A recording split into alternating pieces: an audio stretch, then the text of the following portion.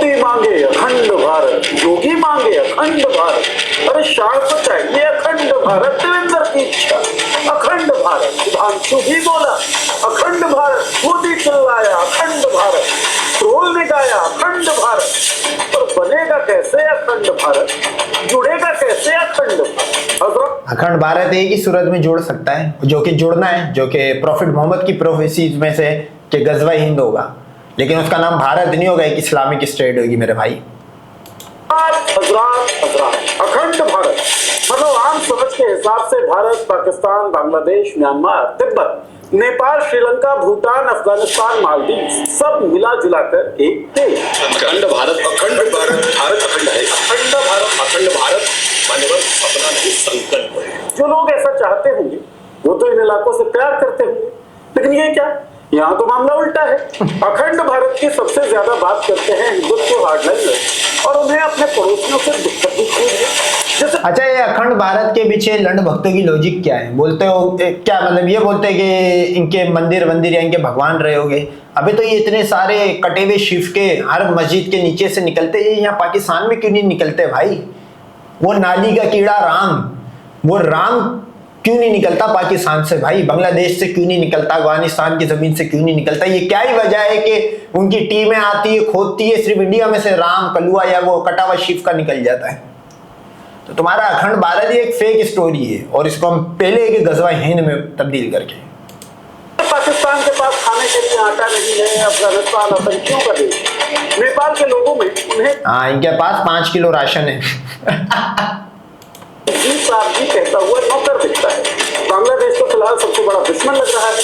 मालदीव का तो अभी बाइकआउट किया गया है। भीख मंगा पाकिस्तान नक्शे पर से बांग्लादेश का नामो निशान मिटा दो। ये भीख मंगा कैसे बोलते हैं? अबे तुम्हारे पास वर्ल्ड रिकॉर्ड है 90 करोड़ भिखारी रखने का, 5 किलो राशन पे दुनिया की सबसे बड़ी सब्सिडी पे रखने वाला है भाई तुम कैसे बोल सकते हो? तुम्हारे को तो हथकड़ियां बांध के तो तुम्हारे फकीरों को बाहर भेजा जा रहा है, वापिस इंडिया भेजा जा रहा है। तो भाई एक तरफ कहते हो कि अखंड भारत बनाओगे और दूसरी तरफ सबसे दिक्कत है तुम्हें, तो फिर क्यों बनाना चाहते हो? अच्छा चलो, चाहे तो कोई कुछ भी सकता है, बनाओगे कैसे? क्योंकि मुसलमानों से तो नफरत करना सीख गए। ऐसे में पाकिस्तान, बांग्लादेश, अफगानिस्तान अगर हमारे साथ मिल गए तो दिल्ली झगड़ा और बढ़ेगा ना। तो मतलब करना क्या चाहते हो भाई? हमें सवाल भाई लंड भक्त बोलते हैं कि 25 करोड़ मुसलमान होने के बाद इंडिया में हिंदू खतरे में।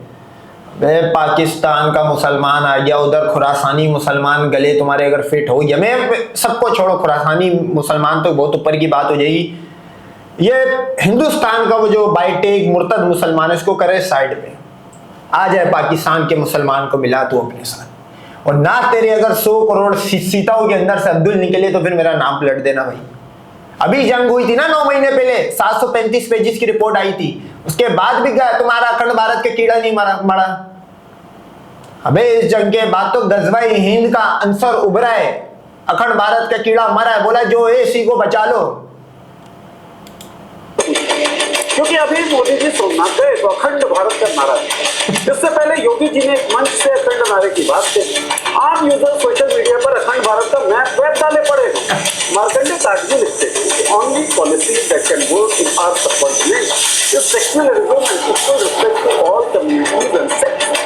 यहाँ तो सेक्युलरिज्म इंदिरा गांधी ने जबरदस्ती डाला है, संविधान में वाला डिस्कोर्स चल रहा है। तो अचीव कैसे होगा अखंड भारत का ये सपना?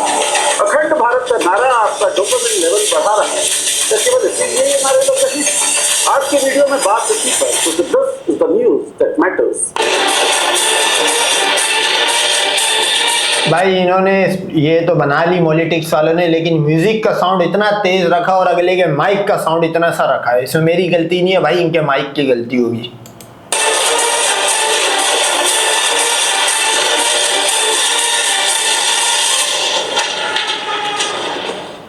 नमस्कार, मैं हूं नीरज और आप देख रहे हैं पॉलिटिक्स।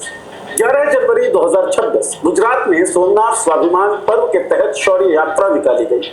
खुद प्रधानमंत्री नरेंद्र मोदी इसमें मौजूद थे। बाहर से देखने पर एक धार्मिक आयोजन था, लेकिन शौर्य यात्रा का माहौल कुछ और ही कहानी बयान कर रहा था। मंदिर की ओर ओर जाने वाली सड़क पर त्रिशूल, ऊंट और डमरू की आकृतियां तो थी ही, वहां सबसे ज्यादा गौर करने वाले थे बड़े बड़े बैनर्स और ड्रोन्स के जरिए बनाया गया नारा अखंड सोमनाथ अखंड भारत।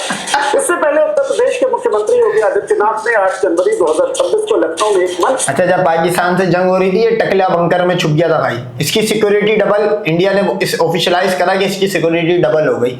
मतलब ये शिव का कटे हुए एल का ये पुजारी, राम कलुआ बीवी का दलाल उसका ये पुजारी, 33 कोटी जिनकी निकाली अभी पाकिस्तान फील्ड मार्शल आसिम मुनीर ने पोटी उसका ये पुजारी।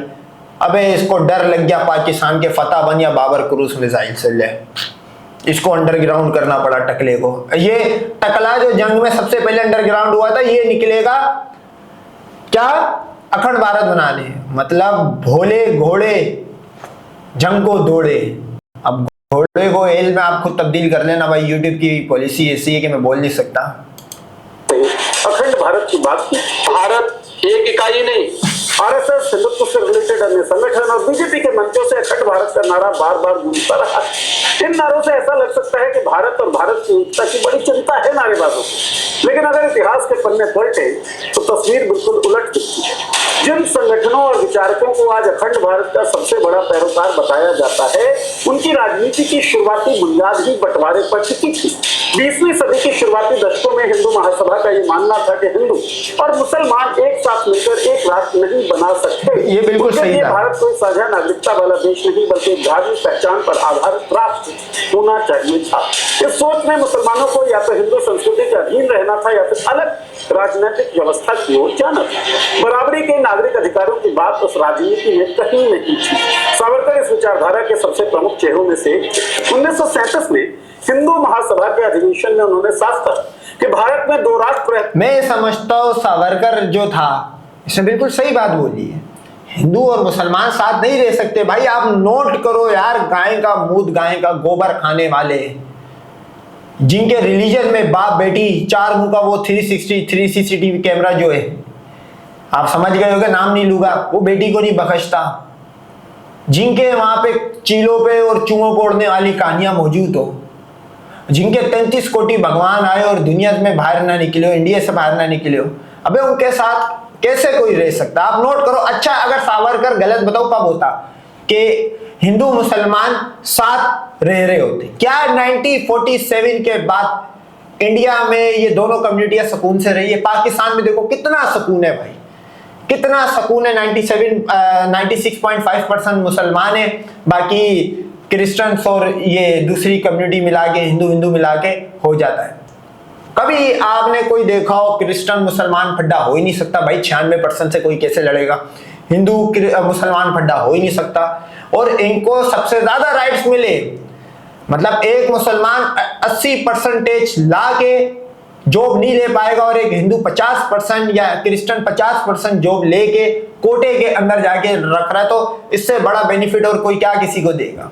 आप नोट करो इंडिया में क्या फटे हालात है, क्या ये कभी पीसफुल रह पाएंगे? तो सावरकर ने बिल्कुल सही बोला था कि हिंदू मुसलमान साथ नहीं रह सकते, और यही जिन्ना ने भी बोला था भाई, सैल्यूट है यार जिन्ना को। और जिन्ना ने ये भी कहा था जो वहां पे मुर्तद रह गए वो जिंदगी भर अपने आप को लॉयल प्रूफ करते रहिए कि इरफान पठान, फला पठान, कोई भी मुसलमान मेन स्ट्रीम तक आने के लिए उसको पहले ये जतन करने पड़ते, उठाने पड़ते कि पाकिस्तान ये पाकिस्तान वो, बस ये करना पड़ता उसको। हैं हिंदू और मुसलमान। सावरकर के लिए राष्ट्र की परिभाषा धर्म से तय होती थी। उनकी नजर में मुसलमान और ईसाई इसलिए भारतीय नहीं माने जा सकते क्योंकि उनके पवित्र धार्मिक स्थल भारत की सीमाओं के बाहर थे। हिंदू महासभा से जुड़े और आर्य समाज के बड़े नेता भाई परमानंद ने अपनी आत्मकथा में बताया है कि 1905 में वो और लाला लाजपत राय चिट्ठियों के जरिए भारत के भविष्य को लेकर बातचीत कर रहे थे। उन चिट्ठियों में भाई परमानंद ने साफ कहा था, इस हिसाब से तो तुम्हारा केदारनाथ जो है वो भी नेपाल में, तो तुम भी भारत के साथ हिंदू भी लॉयल नहीं रह सकता भाई। बातू के मलेशिया के अंदर मंदिर बना हुआ है। अच्छा, मंदिर का तो ये है ना कि कोई रिलीजियस या कोई मिरेकल से तो बना ही नहीं। अबे कोई भी जगह ली, पत्थर मूर्ति खड़ी कर दी, बोला यही मंदिर है, जा इसी के आगे आगे टन टन कर नारियल फोड़ और सीधा 9-2-11 की फ्लाइटें पकड़ो। मंदिर तो कहीं भी बन सकता है, उसका मिरेकल से क्या लेना देना है भाई? काबा तो एक मिरेकल वाली जगह है, अब्राहम वो आया अबाबिल के जरिए जो गिराया था, काबा को माज़अल्लाह गिराने आया था, उसका क्या हाल हुआ? वो तो मिरेकल वाली जगह भाई, वो तो इब्राहिमिक की जगह है। तुम्हारे मंदिरों का तो कोई एक ऐसा मंदिर हो जिसका मिरेकल हुआ हो, जिसका कोई प्रूफ हो, तो तुम भी तो मंदिर कहीं बना लेते हो भाई। कि उस वक्त उनके लिए हिंदू और मुसलमानों की एकता की कल्पना करना नामुमकिन था, इम्पॉसिबल। भाई परमानंद का मानना था कि सिंध से आगे का इलाका यानी अफगानिस्तान और उत्तर पश्चिम सीमांत प्रांत मिलकर एक अलग बड़ा मुस्लिम राज्य बना देना चाहिए। उनके हिसाब से उस इलाके में रहने वाले हिंदुओं को वहां से हट जाना चाहिए और भारत के बाकी हिस्सों में रहने वाले मुसलमानों को उस नए मुस्लिम इलाके में जाकर बस जाना चाहिए। यानी देश के बंटवारे की सोच आजादी की लड़ाई के शुरुआती दौर में ही हिंदू महासभा से जुड़े कुछ नेताओं के दिमाग में मौजूद था। हिंदू महासभा से जुड़े कई नेताओं ने अलग अलग मौकों पर कहा कि मुसलमानों को बराबरी का अधिकार देना हिंदुओं के लिए खतरा पैदा कर देगा। इसीलिए समाधान यही है कि या तो राजनीतिक ताकत हिंदुओं के हाथ में रहे या फिर मुसलमानों के लिए अलग राजनीतिक रास्ता निकाला जाए। हिंदू महासभा और आरएसएस की इसी सोच को आगे बढ़ाते हुए साल 1940 में लाहौर अधिवेशन में मुस्लिम लीग ने मुसलमानों के लिए अलग देश पाकिस्तान की मांग रखी। चूंकि हिंदू महासभा और आरएसएस के कई बड़े नेता पहले ही हिंदू और मुसलमानों को दो अलग अलग राष्ट्र की बात कर चुके थे, तो उन्होंने जिन्ना की इस मांग को देश तोड़ने की साजिश कहकर खारिज नहीं किया। उल्टा कई नेताओं ने इसे व्यावहारिक समाधान के तौर पर देखा, यानी मुसलमानों को अलग कर दो और शेष भारत को हिंदू राष्ट्र की दिशा में आगे बढ़ाओ। नागपुर में 15 अगस्त 1947 को भाई तो अगर तो ये बात सही होती तो हिंदुस्तान इतना थोड़ी रहता, मुसलमान तो बहुत सारा वहां पे रह गया था, तो फिर भारत के टुकड़े आधे होते। मतलब अभी जितना इंडिया है, हिंदुओं को थोड़ा इधर का हिस्सा मिलता और पाकिस्तान का मैप और बड़ा होता, क्योंकि सारे मुसलमान तो नहीं आए थे। तो अगर रिलीजियस बेसिस पे बट ही रहा था तो फिर भाई ये हिस्सा तो बड़ा होना चाहिए था। जब तो हम क्लेम करते कि हम इसको और बड़ा करेंगे, एक्सपेंड करेंगे पाकिस्तान को। संवाददाता सम्मेलन को संबोधित करते हुए सावरकर का साफ कहना था, मुझे जिन्ना के द्विराष्ट्र के सिद्धांत से कोई झगड़ा नहीं। मुस्लिम लीग और हिंदू महासभा के बीच उस समय वैचारिक नजदीकी थी। इसका सबसे ठोस प्रमाण बंगाल की राजनीति से भी मिलता है। साल 1941 से 1945 के बीच बंगाल में मुस्लिम लीग और हिंदू महासभा ने मिलकर गठबंधन सरकार बनाई। उस सरकार में श्यामा प्रसाद मुखर्जी, जो हिंदू महासभा के प्रमुख नेता थे, वित्त मंत्री बने। यानी हिंदू महासभा और मुस्लिम लीग के बीच वैचारिक दुश्मनी थी ही नहीं। दोनों की राजनीति धार्मिक पहचान पर आधारित थी। फर्क सिर्फ इतना था, एक हिंदू राष्ट्र की बात कर रही थी और दूसरा मुस्लिम राष्ट्र। शायद इसीलिए उस वक्त कांग्रेस, जो एक साझा राष्ट्र की कल्पना कर रही थी, दोनों को असहज करती थी। ये तथ्य अक्सर जानबूझकर भुला दिया जाता है क्योंकि ये उस कहानी से मेल नहीं खाता जिसमें हिंदू महासभा को हमेशा राष्ट्र की एकता का रक्षक बताया जाता है। अच्छा, पाकिस्तान जो है वो अकेला उदाहरण नहीं है। म्यांमार के केस में भी यही हुआ था। 1930 के दशक में अंग्रेजी हुकूमत ने भारत और म्यांमार को अलग अलग प्रशासनिक इकाइयों में बांटने की प्रक्रिया शुरू की। उस समय म्यांमार ब्रिटिश भारत का ही हिस्सा था और वहां बड़ी संख्या में हिंदू रहते थे। स्वाभाविक तौर पर यह सवाल उठा कि म्यांमार को भारत से अलग किया जाए कि नहीं। 1935 में जब अंग्रेजों ने म्यांमार को अलग राष्ट्र बनाने की दिशा में कदम बढ़ाए तो हिंदू महासभा के तत्कालीन अध्यक्ष महात्मा ओतामा, बताओ ये अखंड भारत बनाएंगे जिनकी किस्मत के फैसले अंग्रेज कर रहे थे। ये मतलब बाकी सीता के जो 10 सुराग करे थे ना, उनमें से जो बच्चे निकले वो इसी तरह के एबनॉर्मल टाइप के निकले। इनकी ब्रेन की ग्रोथ जो है वो रुक गई थी।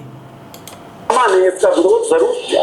उनका तर्क था कि हिंदू और बौद्ध एक ही सांस्कृतिक परंपरा से आते हैं, इसलिए म्यांमार को भारत से अलग नहीं किया जाना चाहिए। मगर ओसामा का ये रुख संगठन की मुख्य धारा को मंजूर नहीं था। परिणाम ये हुआ कि महात्मा ओसामा को अध्यक्ष पद से हटा दिया गया और सावरकर के नेतृत्व में हिंदू महासभा ने म्यांमार के अलग राष्ट्र बनने का समर्थन किया। हिंदू महासभा के लिए उस समय अखंडता कोई स्थायी सिद्धांत नहीं था।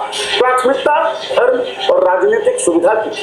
अगर किसी इलाके को अलग करने से हिंदू राष्ट्र की कल्पना आसान होती दिखती तो विभाजन स्वीकार्य था। तो ये असलियत थी। 1947 में जब देश का बंटवारा हुआ तो उसी के साथ हिंदू महासभा और आरएसएस की राजनीति की भाषा भी बदल गई।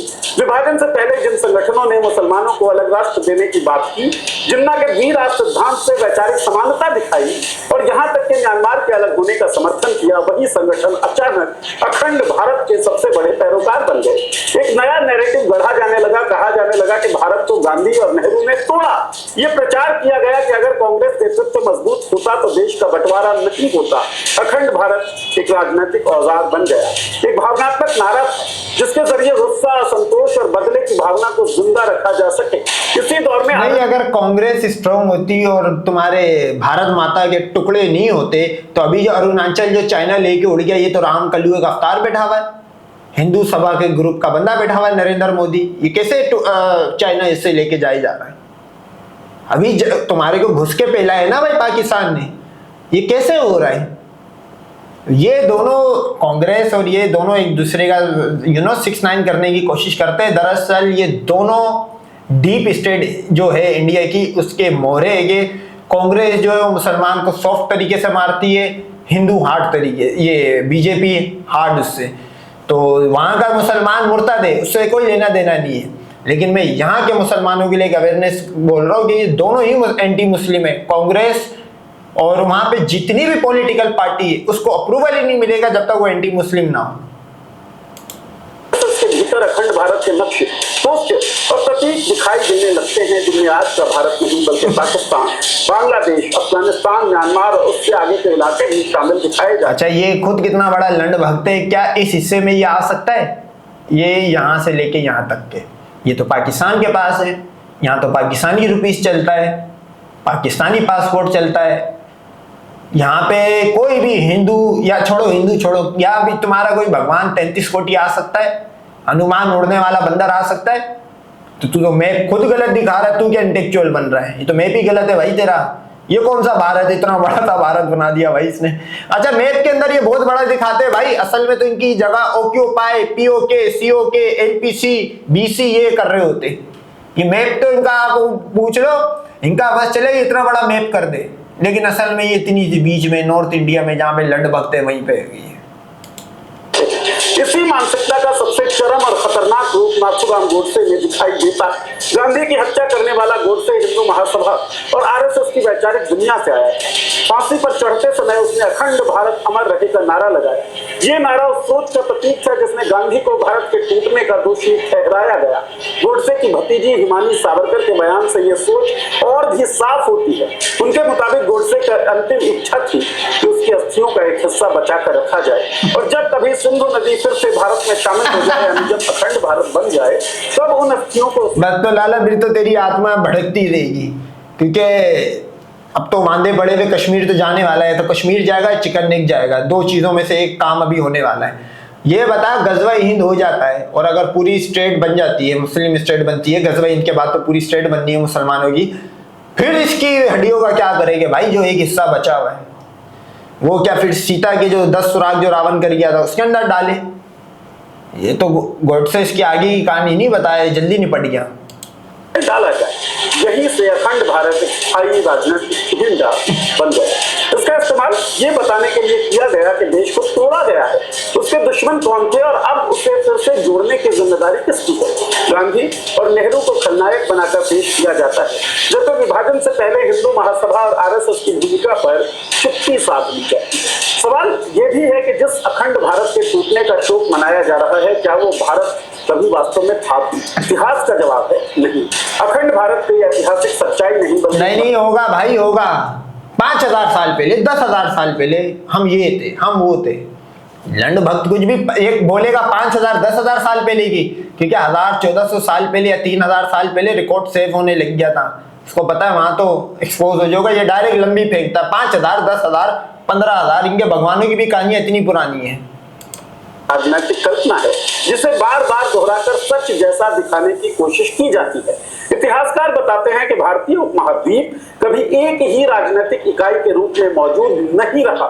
मौर्य साम्राज्य को अक्सर उदाहरण के तौर पर पेश किया तो जाता है, लेकिन वो भी पूरे उपमहाद्वीप पर एक साथ शासन नहीं कर पाया।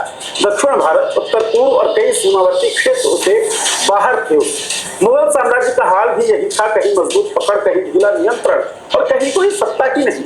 साम्राज्य थे लेकिन आधुनिक अर्थों में राष्ट्र नहीं था। भारतवर्ष, जम्बूद्वीप या हिंद जैसे शब्दों का इस्तेमाल जरूर मिलता है, लेकिन ये शब्द सांस्कृतिक या भौगोलिक पहचान के लिए थे, न कि किसी एकीकृत राष्ट्र राज्य के लिए। इतिहासकार रुचिका शर्मा बताती है कि योगी आदित्यनाथ ने 8 जनवरी को महाभारत के विश्व दुर्लभम भारते जन्म का हवाला देते हुए अखंड भारत की बात की है तो उसका मतलब भारत भूमि से नहीं है। महाभारत में भारत कोई देश नहीं बल्कि एक जनजाति थी। तो श्लोक का अर्थ ये है कि भारत अबे किसी शिव के कटेल महाभारत का प्रूफ ला दे। महाभारत कहाँ पे हुई थी? मुसलमानों की पकड़ दकड़ की, रोमान की, पर्शियन की कहानियां का मिलाप कर आगे तुमने एक बोला चलो यार दुनिया भर में हर रिलीजन की हुई है जंगें। अब ये तो सरेंडर वाला ग्रुप था, बहन बेटियां पेश करके इन्होंने जाने बचाई। इन्होंने बोला चलो इसको भी यूं ही पहल देते। 5000 10,000 साल पहले कोई महाभारत हुई थी, बताओ। इनके भगवान आपस में कुत्ते की तरह लड़े थे, मतलब क्लैश ऑफ टाइटन्स गेम आई थी। इनके यहाँ पे क्लैश ऑफ गॉड्स भी हुआ है भाई। ऐसा टनाटन रिलीजन है। की जनजाति में जन्म लेना कठिन, न कि किसी पूरे भूभाग या राष्ट्र में जन्म लेना। भारतवर्ष शब्द का एक अहम जिक्र ओडिशा के कलिंग क्षेत्र के राजा खारवेल के हाथी गुम्फा अभिलेख में मिलता है। उस अभिलेख में लिखा है कि खारवेल ने भारतवर्ष के खिलाफ युद्ध किया। अब अगर खारवेल भारतवर्ष से लड़ रहा है तो ये साफ है कि भारतवर्ष उस समय पूरे उपमहाद्वीप का नाम नहीं था और न ही वो खारवेल के अपने राज्य कलिंग का हिस्सा था। यानी भारतवर्ष का मतलब तब शायद सिर्फ गंगा के मैदानी इलाकों तक सीमित रहा होगा। और अखंड भाई आप खुद नोट करो ना, राम जो था वो बीवी का दलाल, इरेक्टाइल डिसफंक्शन का मरीज, हो कलुआ जो अगर 1 महीना और पैदा नहीं होता उसकी जगह पे कौशल्या की सी से सीमेंट बाहर आती, वो राम की बीवी भाग जाती है रावण के साथ श्रीलंका। अगर तो अखंड भारत था तो श्रीलंका को ये लोग फिर उस टाइम अलग क्यों बताते भाई? तो श्रीलंका का नाम बताओ, ओरिजिनल क्या नाम था, और वो तो तुम्हारी स्टेट का था। और अगर वो इंडिया के अंदर ही था तो फिर भाई साहब श्रीलंका वो अपनी स्टेट से लड़की नहीं ला पाया सीता। तो ये बात तो अखंड भारत में इतने लूप होल से ये बनाए 1947 के बाद की कहानी है अखंड भारत, क्योंकि इन्होंने देख लिया यार मुसलमान तो यहाँ भी नहीं रुका है, गजवा हिंद बोल रहा है, तो लाले गजवा हिंद तो होना ही होना है। वो तेरे वो हिंदुस्तान के फटीचर पंचर छाप मुर्तद मुसलमान नहीं करेंगे, इधर के और खरासानी लोग करेंगे। भारत जैसा कभी कुछ था नहीं। इतिहास तो आज खुद लिखा जा रहा है, तो मत मानिए इतिहास को, लेकिन वर्तमान को तो मानना पड़ेगा। तो मानना ही होगा वर्तमान को, इसलिए समझते हैं वर्तमान क्या कहता है। अखंड भारत के लिए भारत के साथ जिन 3 देशों का नाम मुख्य रूप से लिया जाता है वो है पाकिस्तान, बांग्लादेश और अफगानिस्तान। ये तीनों देश मुस्लिम बहुल। पाकिस्तान ने तो प्रूफ दिया है अभी 10 मई को अखंड भारत होने का। जो हिंदुत्व हार्डलाइनर्स अखंड भारत की बात करते हैं, क्या वो रह पाएंगे मुसलमानों के साथ? अगर हाँ तो पहले ये बताइए कि देश में रहने वाले मुसलमानों के खिलाफ अन्याय करके, उनके इकोनॉमिक बाइकआउट की बात करके, गौरक्षा के नाम पर मॉब लिंचिंग करके किस पवित्र उद्देश्य को पूरा कर रहे हैं? और अगर नहीं तो थोड़ी इंसानियत बढ़ाइए, अखंड भारत को इमोशनल इश्यू मत बनाइए। हिम्मत हो तो वसुधैव कुटुंबकम की बात करिए, और ये सब तोड़कर नहीं जोड़कर हासिल होगा इस समझिए। समझेंगे नहीं तो अखंड भारत नारे में ही रहेगा। तो अखंड भारत तो देखो हो नहीं सकता, उसकी वजह ये क्योंकि आसपास कोई मुस्लिम कंट्री हिंदू कंट्री पूरी दुनिया में कोई नहीं। हाँ गजवा हिंद लाजमी होना है भाई, ये तो तयशुदा बात है। ये हिंदू समझ रहे थे कि चलो यार पाकिस्तान बांग्लादेश बन गया, अब ये लोग बोलेगा हमारी हदीस पूरी हो गई। ना ना ना ना ना ना ना, हिंद की पूरी जमीन पे एक मूर्ति पूजा वाला नहीं होगा, उसको बोलेंगे गजवा हिंद। ये बिल्कुल क्लियरिटी क्लियर रहेगा। ये कोई वो अच्छा ये हदीस हिंदुस्तान में पहुंचते पहुंचते, क्योंकि उनको तो आपको पता है डेली सुबह उठ के नाश्ता बाद में करेंगे, पहले उनको इंडियन होने का सबूत देना पड़ता है। ये हदीस वहां पहुंचते पहुंचते बोलते वो तो मोहम्मद बिन कासिम ने कर दी, वो तो फले ढिमकाने ने कर दी। मेरे भाई होनी है तो होनी है, और वो करेंगे खुरासानी लोग। पाकिस्तान में अभी खुरासान का वो हिस्सा नहीं है, खुरासानी लोग करेंगे। तो जो हिंदुस्तान का मुर्तद मुसलमान है वो हदीस का भी एक तरह का आप नोट करो मुनकर रहेगा वो।